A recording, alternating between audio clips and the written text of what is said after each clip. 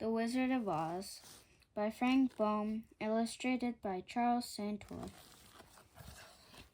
Chapter 3. How Dorothy Saved the Scarecrow.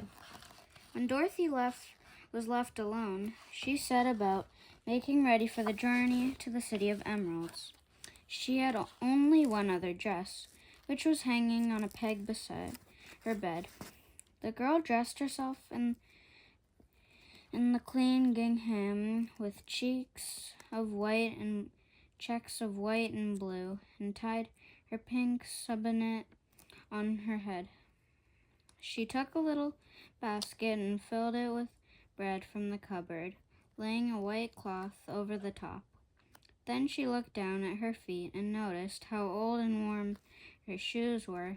They surely will never do for a long journey, Toto, she said, and Toto looked up into her face with his little black eyes and wagged his tail to show he knew what she meant. At that moment, Dorothy saw the silver shoes that had belonged to the Wicked Witch of the East. "I wonder if they will fit me," she said to Toto.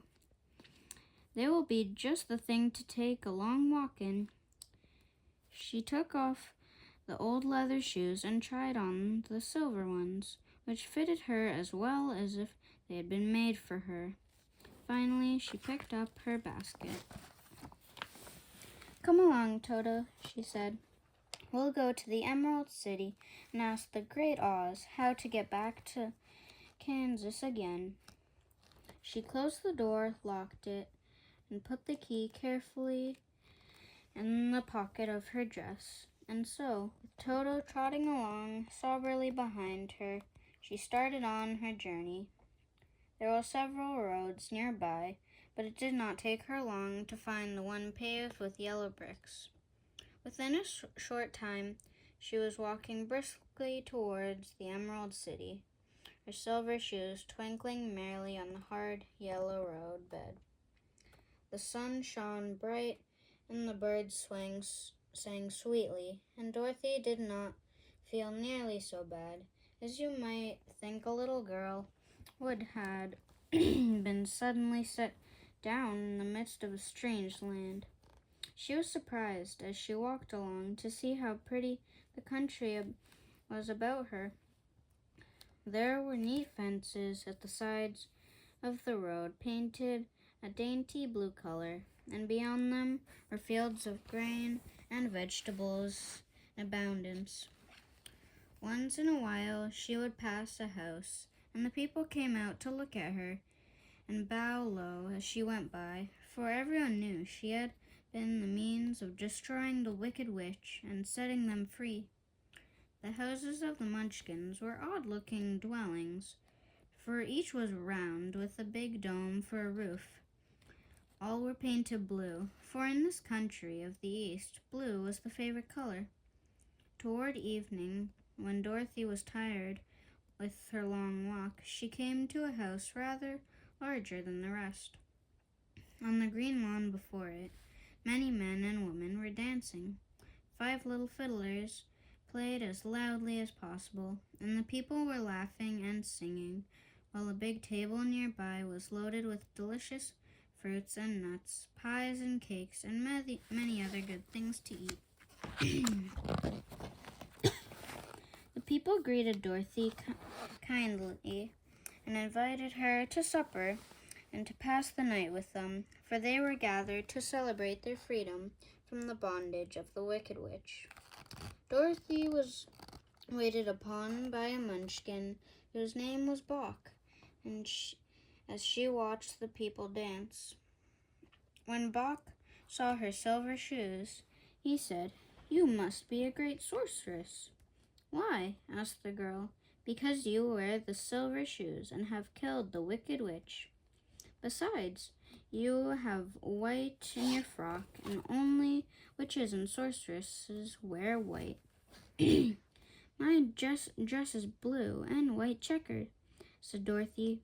"It is kind of you to wear that," said Bok. "Blue is the color of the Munchkins, and white is the witch color, so we know you are a friendly witch." Dorothy did not know what to say to this, for all of the people seemed to think her a witch, and she knew very well she was only an ordinary little girl. When she had tired, Bach led her into the house, where he gave her a room with a pretty bed in it. Dorothy slept soundly till morning, with Toto curled up beside her.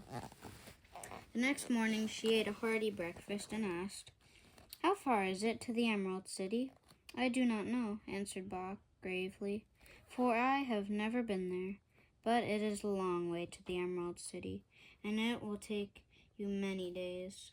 The country here is rich and pleasant, but you must pass through rough and dangerous places before you reach the end of your journey." This worried Dorothy a little, but she knew that only the Great Oz could help her get to Kansas again, so she bravely resolved not to turn back. She bade her friends goodbye and again started along the road of yellow brick. When she had gone several miles, she thought she would stop to rest, and so climbed to the top of the fence beside the road and sat down. There was a great cornfield beyond the fence, and not far away she saw a scarecrow placed high on a pole to keep the birds from the ripe corn. Dorothy leaned her chin upon her hand and gazed thoughtfully at the scarecrow. Its head was a small sack stuffed with straw, with eyes, a nose, and mouth painted on it to represent a face. Dorothy was surprised to see one of the eyes slowly wink at her. She thought she must have been mistaken at first, for none of the scarecrows in Kansas ever winked. But presently the figure nodded to her in a friendly way. "Good day," said the scarecrow in a rather husky voice. "Did you speak?" asked the girl in wonder. "Certainly," answered the scarecrow. "How do you do?" "I am pretty well, thank you," replied Dorothy politely. "How do you do?" "I am not feeling well," said the scarecrow with a smile, "for it is very tedious being perched up here night and day to scare away crows." "Can't you get down?" asked Dorothy. "No, for this pole is stuck up my back." "If you will please take away the pole, I shall be greatly obliged to you." Dorothy lifted the figure off the pole. For being stuffed with straw, it was quite light. "Thank you, I feel like a new man," said the scarecrow when he had stretched himself and yawned.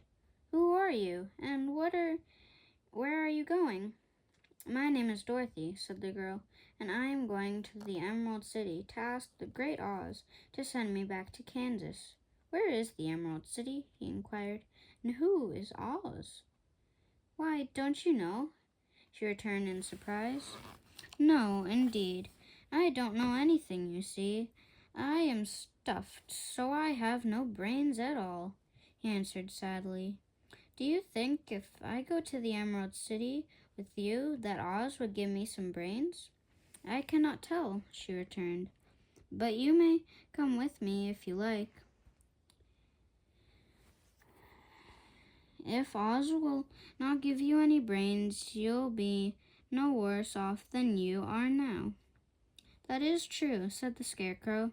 "You see," he continued confidently, "I don't mind my body being stuffed, but I cannot get hurt. But I do not want people to call me a fool, and if my head stays stuffed with straw instead of with brains, as yours is, how am I to ever know anything?" They walked back to the road and started along the path of yellow brick to the Emerald City. Toto smelled around the stuffed man and growled in an unfriendly way at the scarecrow. "Don't mind Toto," said Dorothy to her new friend. "He never bites." "Oh, I'm not afraid. He can't hurt the straw. There is only one thing in the world I am afraid of. A lighted match, replied the Scarecrow. At noon, they sat down by the roadside to rest. Tell me something about yourself and the country you came from, said the Scarecrow. So she told him all about Kansas, and how gray everything was there, and how the cyclone had carried her to this land of Oz. The Scarecrow listened carefully and said, I cannot understand why you should wish to leave this beautiful country, go back to the dry, gray place you call Kansas. That is because you have no brains, answered the girl. No matter how dreary and gray our homes are, we people would rather live there than in any other country. There is no place like home. Toward the evening, they came to a great forest, where the trees grew so big and close together that their branches met over the road of yellow brick and shut out the daylight. But the travelers did not stop and went on into the forest. The Scarecrow, who declared he could see as well as by day, led her through the trees until they reached a cottage.